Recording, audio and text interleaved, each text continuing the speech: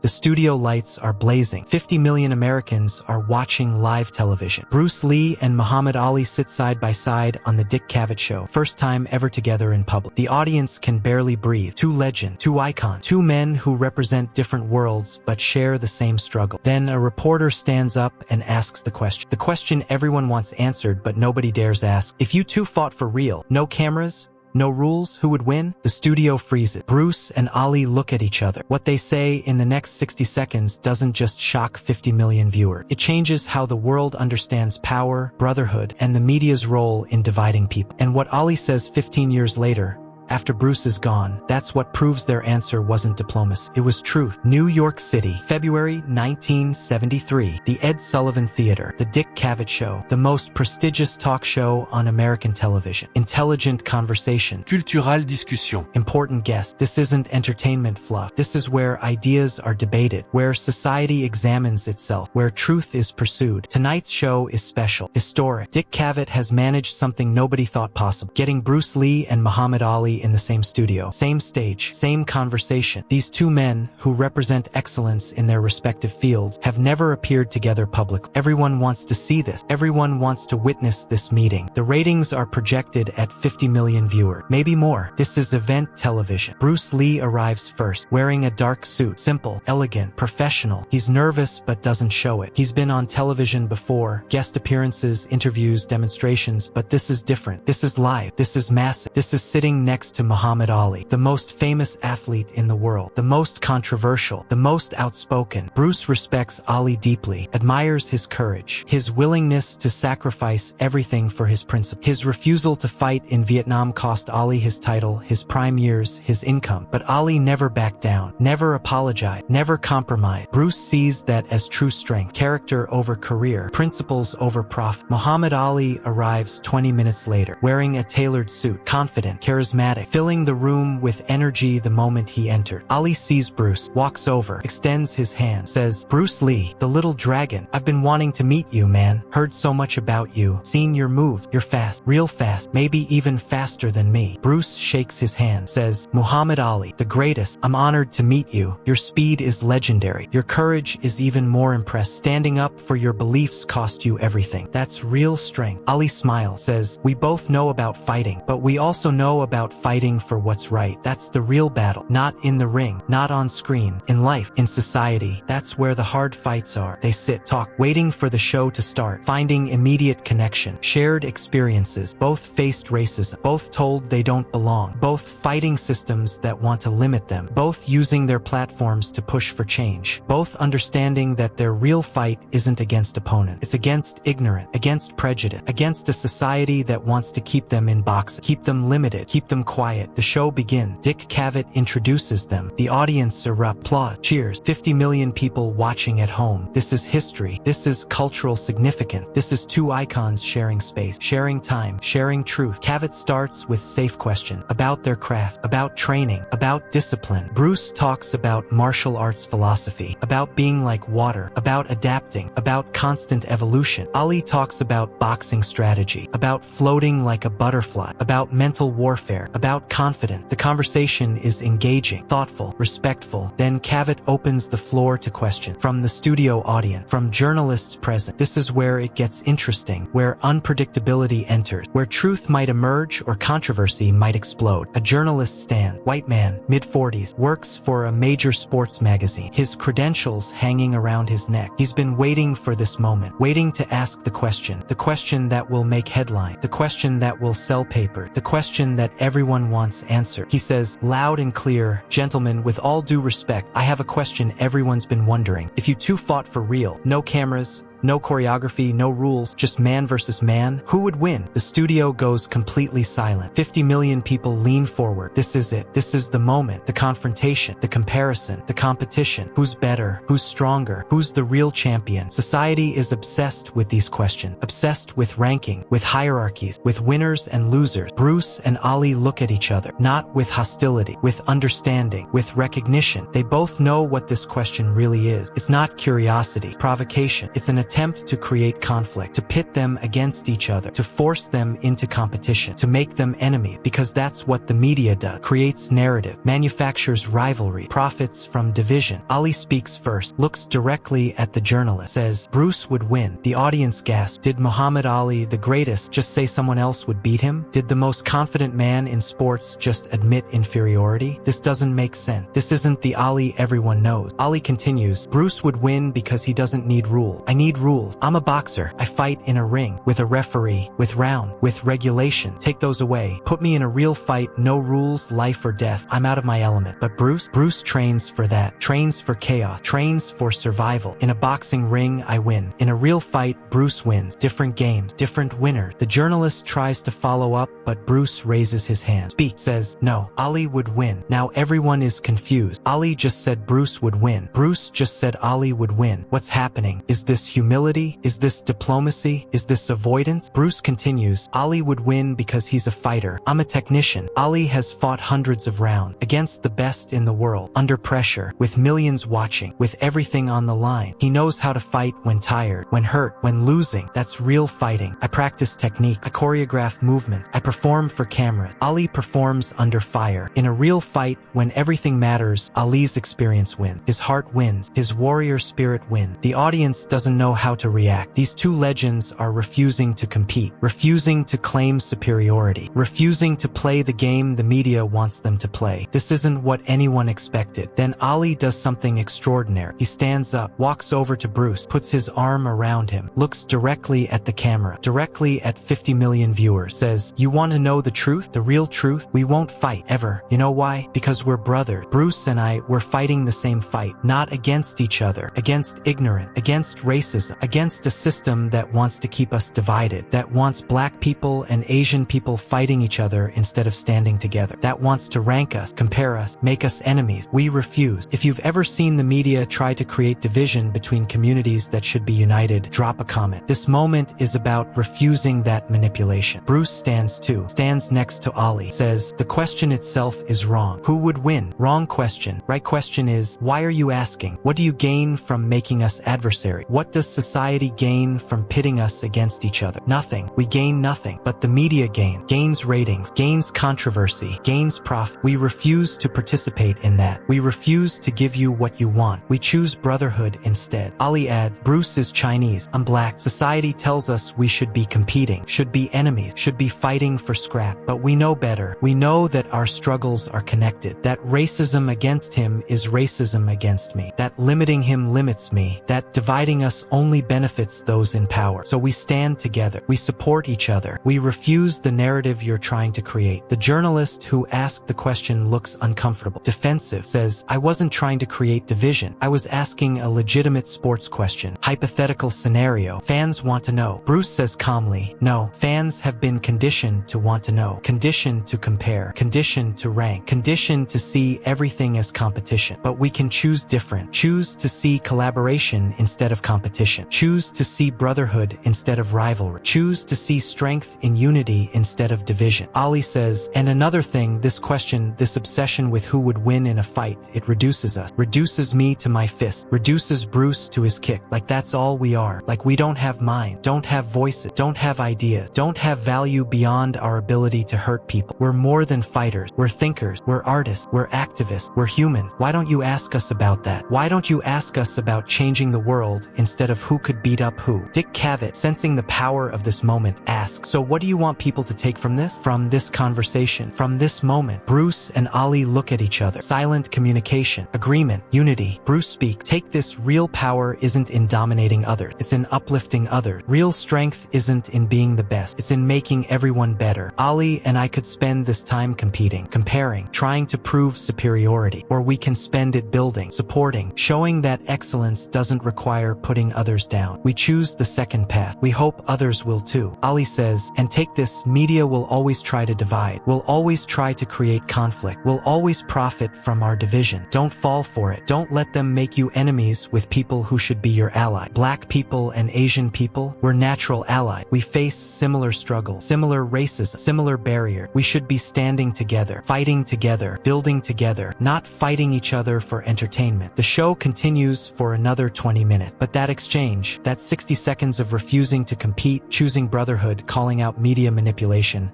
that's what everyone remembers. That's what gets replayed. That's what becomes historic. The next day, newspapers are divided. Some praise them, call it powerful, call it necessary, call it exactly what America needs to hear. Others criticize them, say they avoided the question, say they were being diplomatic, say they robbed fans of the answer everyone wanted. But both Bruce and Ali don't care about criticism. They said what needed saying, did what needed doing, chose unity over division. Over the next month, Bruce and Ali stay in contact. Phone call, letters, visits when schedules allow, building friendship, building alliance, building something beautiful in a world that wanted them to be enemy. They talk about collaboration, about doing a film together, about using their platforms together, about showing the world what's possible when people choose partnership over competition. But then July 1973, Bruce Lidis, cerebral edema, 32 years old. Ali hears the news, is devastated. They were supposed to have more time, more conversation, more collaboration, more brotherhood.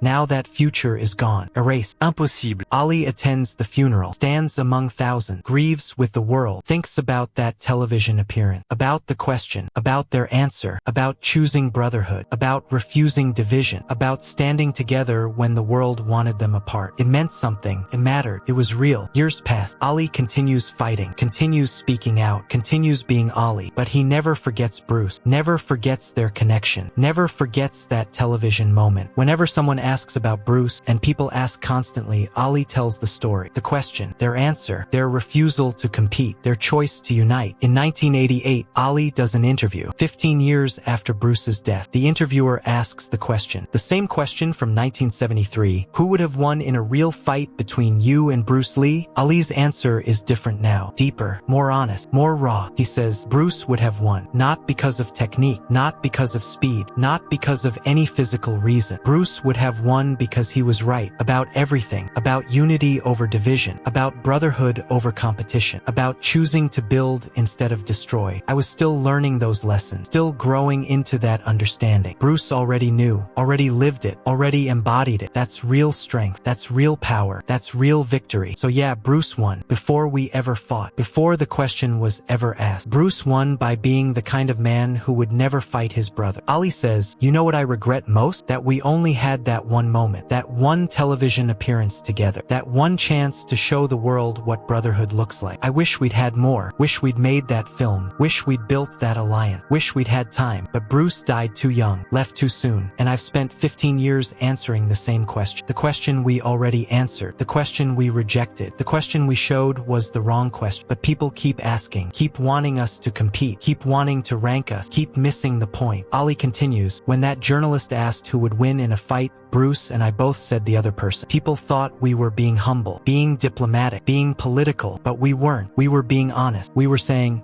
in the fight that matters, the fight against division, against racism, against a system that wants to keep us separate, we both win by standing together. That's the fight. That's the competition. Us versus the system, not us versus each other. Bruce understood that immediately. I understood it too. And we chose unity every time, even when it wasn't popular, even when it disappointed people, even when it cost us the easy answer. We chose right over easy, brotherhood over rivalry, truth over entertainment. The interviewer asked, do you think Bruce would be proud of how you've carried that message forward? Ali tears up, says, I hope so. God, I hope so.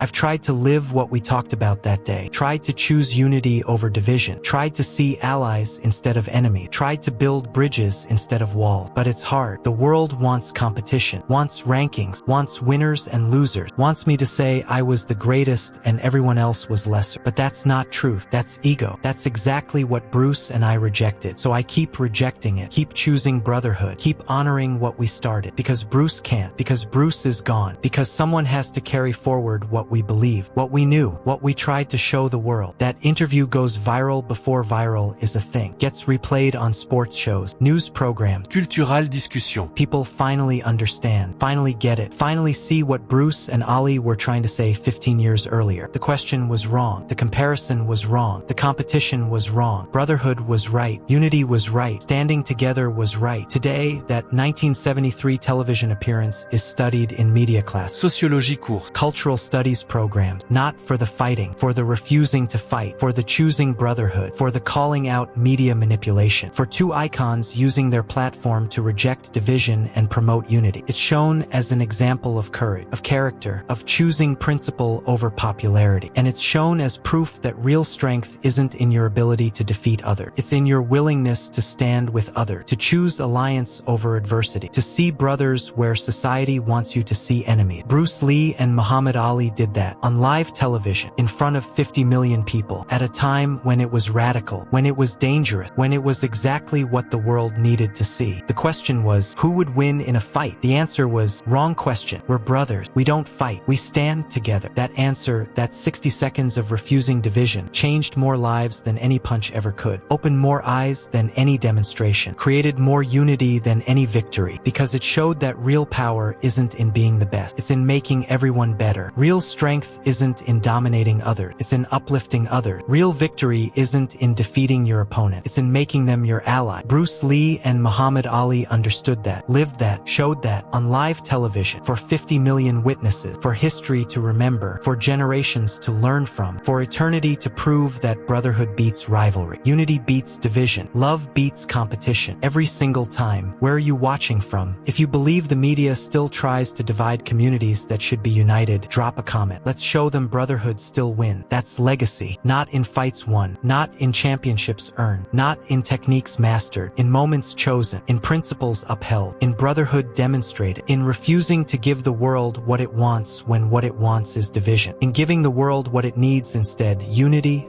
respect, alliance, love. Bruce Lee and Muhammad Ali gave the world that gift in 60 seconds on live television in 1973, and 50 years later, we're still learning from it, still trying to live it, still honoring it, still proving that they were right. The question was wrong. The answer was brotherhood, and brotherhood, real, chosen, demonstrated brotherhood. That's the real victory. Always has been, always will be.